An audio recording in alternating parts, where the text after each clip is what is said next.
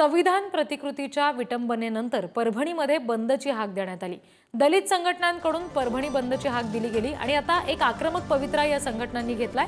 परभणीमध्ये अनेक ठिकाणी टायर जाळून निषेध व्यक्त करण्यात आला।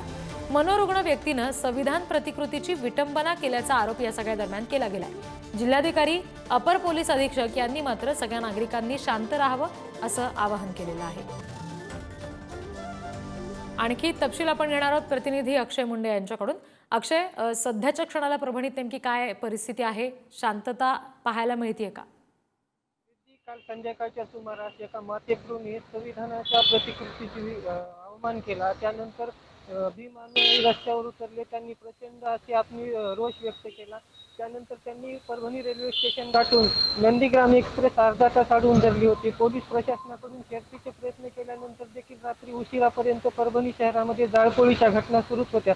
आज दुसऱ्या दिवशी परभणीसह परभणी जिल्ह्यातील सर्व शहर बंदची हाक देण्यात आलेली आहे। सकाळपासूनच पाहिलं तर परभणी शहरासह परभणीतील इतर शहरांमध्ये बाजारपेठे जे आहे त्यामध्ये शिवसुकाट पाहावयास मिळत आहे।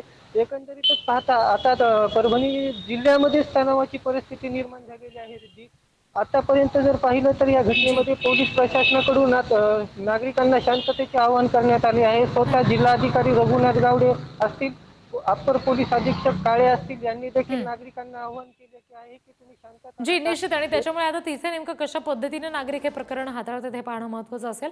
धन्यवाद दिलेल्या माहितीसाठी।